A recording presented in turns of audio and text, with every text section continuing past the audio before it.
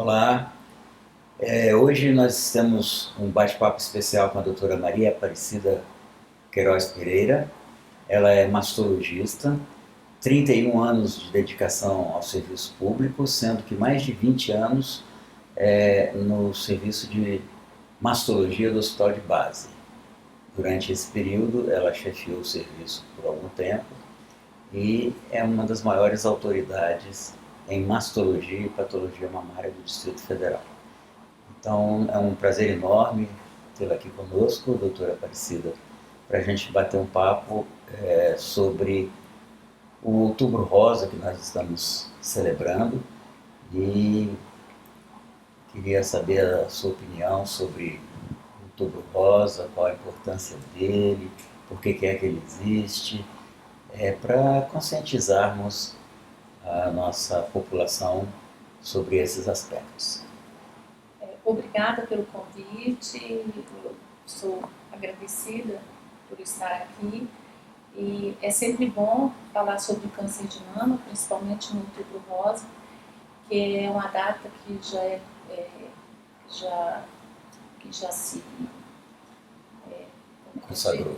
que já se consagrou mundialmente, começou nos Estados Unidos, em Nova York, na década de 90, e é comemorado todos os anos, no mês de outubro, e é um mês em que chama a atenção para o câncer de mama,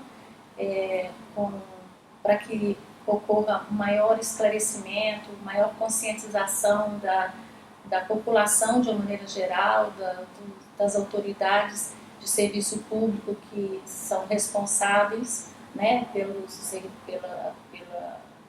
serviços de atendimento e também pelas políticas públicas, né? É muito importante. O câncer de mama é um problema de saúde pública. A gente tem que trabalhar em cima da detecção precoce. Não temos prevenção, né? Prevenção primária não existe. Então é detecção precoce. E a detecção precoce faz com que haja necessidade de um atendimento para o profissional de saúde e a execução da mamografia na época adequada. Essa campanha de Outubro Rosa, inclusive que se foca a prevenção do câncer de mama, vamos conversar um pouquinho sobre isso, porque existe aí uma confusão de palavras, né? Não existe prevenção do câncer. O que existe são medidas para que haja um diagnóstico precoce, que é o diagnóstico no início, na fase inicial, que traz uma possibilidade de cura muito maior do que numa fase mais avançada. Explica isso melhor para o nosso público. Certo. A prevenção do câncer de mama, a gente não existe. Até porque câncer é multifatorial, né? Então a gente sabe que tem aspectos ambientais, comportamentais, aspectos reprodutivos, aspectos genéticos. A maioria dos cânceres são doenças que a gente diz ambientais, câncer esporádico. E é importante a gente focar e esclarecer a população que tem algumas coisas que você pode fazer para diminuir a possibilidade de você desenvolver um câncer de mama. Mas não quer dizer que fazendo isso você não vai ter o câncer, mas você pode intervir nisso. No caso das mulheres, a gente fala, a obesidade é um fator de risco muito importante para câncer de mama, obesidade, sedentarismo, o álcool, né? O álcool, a gente sabe que o ideal seria o uso moderado do álcool, o fumo, né? São todos fatores ambientais que de uma forma influenciam, como os aspectos radiações ionizantes, também exposição prévia, radioterapia no tórax, tudo isso é fator de risco. Outra coisa são os aspectos reprodutivos. A gente sabe que menstruar cedo é fator de risco, menstruar tarde, depois de 55 anos, é fator de risco. não ter filho, ou ter o primeiro filho após 30 anos, tudo isso é fator de risco. O uso de anticoncepcional, hoje a orientação é usar menor tempo de anticoncepcional. Tem relação qualquer método hormonal com o aumento do câncer de mama. Antigamente ninguém falava que os DIUs com progestágenos aumentassem o câncer de mama. Hoje a gente sabe que aumenta também. Não de maneira importante que contraindica o adolescente a usar, de jeito nenhum. Mas tem que ser muito bem orientado para não usar por tempo prolongado.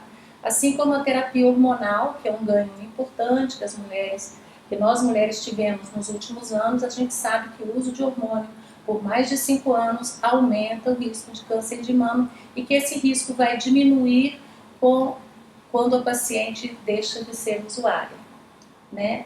E os aspectos hereditários são muito poucos, né? Não chega a 10%, mas esses dados que são hábitos que são modificáveis, é importante se falar para a população. A mulher tem que ser magra, a mulher tem que fazer atividade física pelo menos 150 minutos por semana.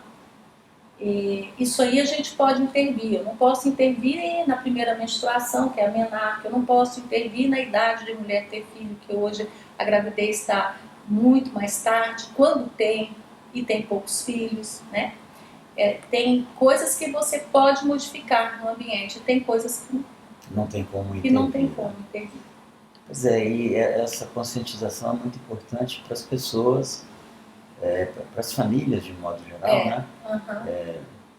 Influenciarem e conduzirem as mulheres para que façam esses exames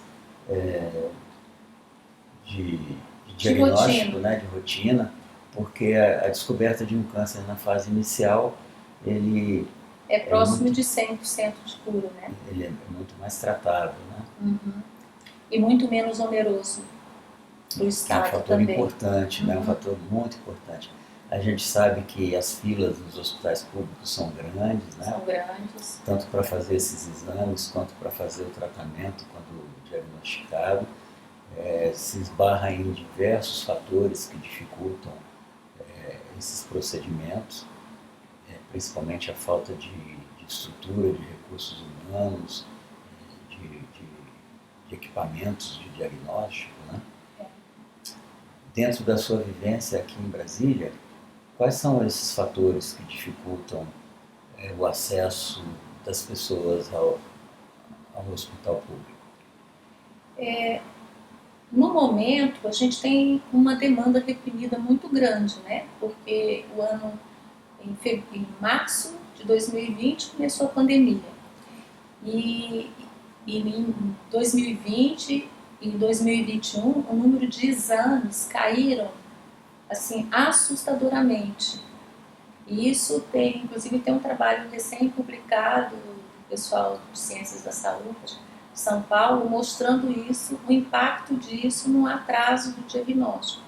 Esse tempo fez com que a gente, 2 anos sem fazer exame, câncer é doença crônica.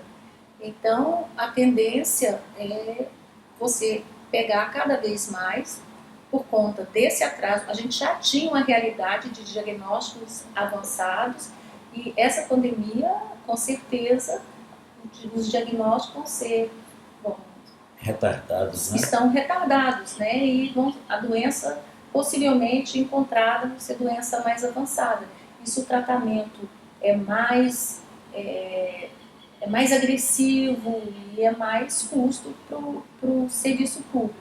Então, é urgente a necessidade de políticas públicas para que o exame de mamografia seja acessível para todas as mulheres.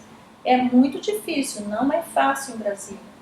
Mesmo tendo serviços nas regionais, não é um serviço centralizado, várias regionais têm serviços de mastologia, mas não conseguem absorver a demanda. A demanda reprimida causada pela pandemia, não só no diagnóstico do câncer câncer de mama, mas em todas as outras doenças, né? Câncer de pulmão, todo tipo de câncer, o câncer de próstata no homem, todos esses diagnósticos que teriam que ter feito dentro de um tempo hábil de tratamento foram retardados porque os hospitais todos concentraram os seus esforços no tratamento da Covid e, em função disso, a demanda reprimida de todas as outras patologias cresceram muito, né? E agora a gente tem que correr atrás da atualização desses exames e de colocar a população dentro do atendimento que precisa ser feito, né? Não é fácil de fazer isso, a gente sabe que é difícil, mas é necessário um esforço concentrado de todos os profissionais de saúde do setor público para atualizar essa demanda reprimida. A demanda, a porta de entrada está muito difícil, né? O serviço público, infelizmente, o número de médicos não é um número adequado para fazer o atendimento primário, chegar no secundário, no terciário.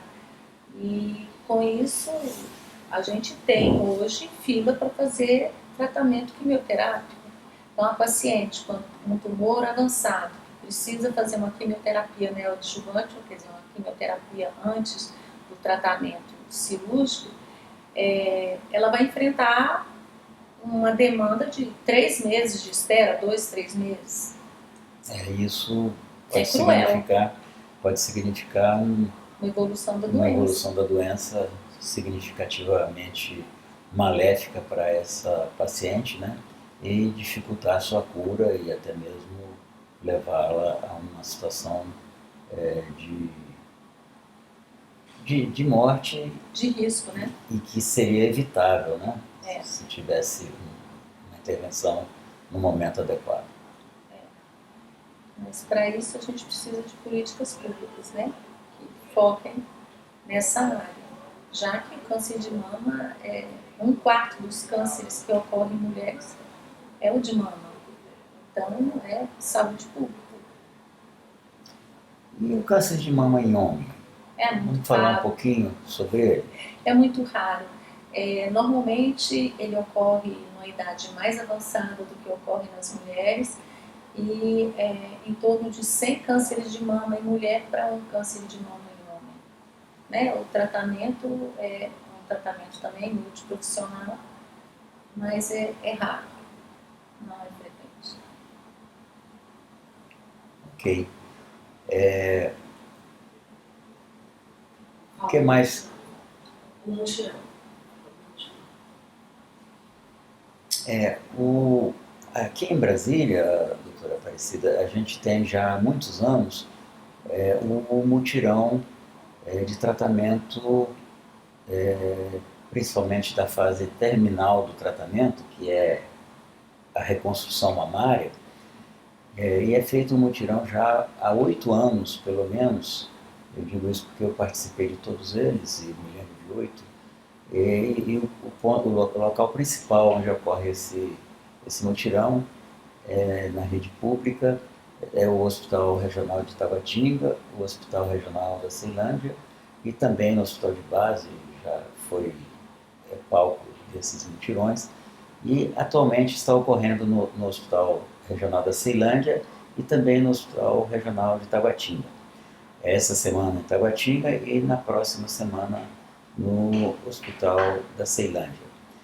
É um esforço concentrado dos funcionários desses hospitais, uma dedicação extrema do pessoal da enfermagem, pessoal de apoio, dos médicos de modo geral, dos anestesistas, do pessoal de enfermagem e também da cirurgia plástica.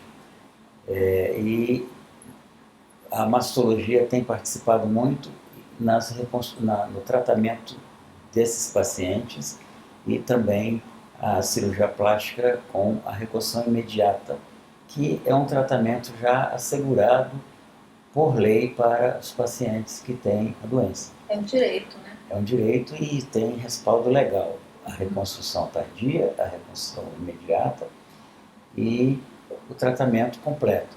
Mas a gente percebe que tem um retardo muito grande para que esse paciente chegue a ter o tratamento. E esses mutirões, o principal objetivo deles é diminuir a fila de espera, né? É grande, né? Nós tivemos a oportunidade essa semana de atendermos 2 pacientes, uma de imediata, que já estava na fila há 2 anos, esperando o tratamento do câncer e também da reconstrução, e uma outra que já tinha feito a mastectomia há 7 anos. Ela 7 anos numa fila de espera para fazer uma reconstrução. Como é que a senhora vê esse aspecto? A reconstrução, quando indicada, ela deve ser feita o mais cedo possível, né? Você fazer um tratamento de câncer de mama, como a gente falou, né? A maioria dos cânceres assim avançados, o tratamento é mais radical.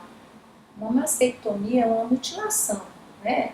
Como a mulher se percebe, como ela se vê, é muito ruim. A mama é a expressão da sexualidade na mulher. Então, além do estigma da doença, câncer, morte, ainda tem essa mutilação.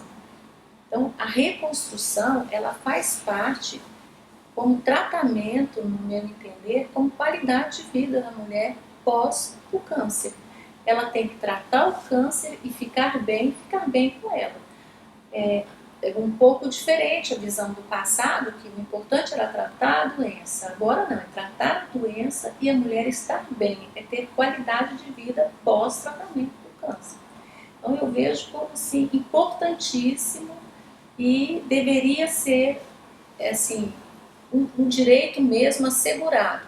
É um direito na lei, mas você vendo a demanda do serviço público, o tempo que o profissional, que a equipe gasta para fazer uma mastectomia, e quando entra a segunda equipe para reconstruir, o tempo aumenta muito.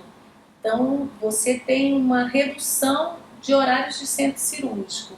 Você deixa de reconstruir aquela paciente, melhorar a qualidade de vida dela, você está tratando o câncer, mas você não está importando assim, não está vendo como a reconstrução como uma forma de tratamento de qualidade de vida, porque você tem outro câncer pressionando para operar. Então é muito angustiante também para o profissional de saúde, que ele trabalha não concordando com isso, mas sendo obrigado Às vezes a fazer, deixar de fazer a reconstrução para atender outro paciente que precisa da cirurgia. Porque a doença é crônica. A gente sabe que para você ter 1 centímetro cúbico de célula neoplásica, você demora de 6 a 8 anos, mas para dobrar de tamanho é 3, 4 meses. Então, essa demanda aí, você imagina isso dobrando, como é que fica? Né? Então, você tem essa angústia de querer tratar, porque câncer é doença sistêmica.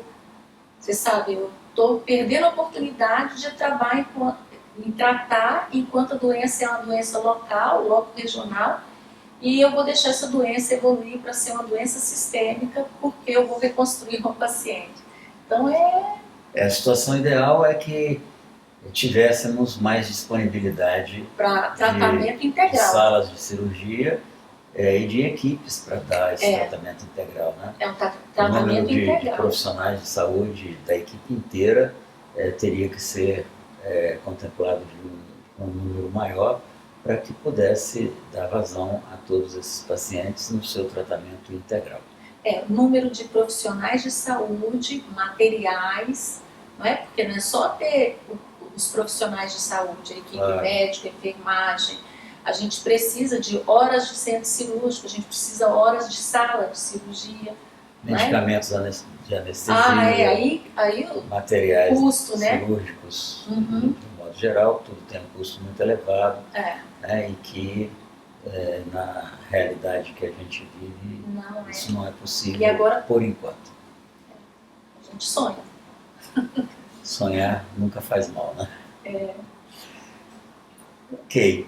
Então, Eu agradeço muito à doutora Aparecida por essas informações, para essas opiniões e esclarecimentos que ela nos deu, e esperamos que em breve a gente possa, e o serviço público, de modo geral, no país, possa dar o atendimento adequado a esses pacientes que tanto sofrem nas filas de espera para atendimento, principalmente das doenças graves como câncer, de um modo geral, e especificamente para o câncer de mama. Eu agradeço a oportunidade, né? E espero, a gente sonha com um serviço público de saúde que dê toda a assistência, até porque a saúde é um dever do Estado, né? Então, a saúde é uma obrigação para a população de uma maneira geral. E nós mulheres, nós somos a maioria da população e a gente merecia um pouquinho mais de atenção dos que detêm o poder de estabelecer políticas públicas que ofereçam o que é de melhor para a gente. Esse déficit, ele vem há décadas, né? E acho que nunca o Estado conseguiu prover o que é necessário para que esse tratamento seja feito da maneira ideal. É uma pena. Muito obrigado, doutora. De nada, sempre às ordens.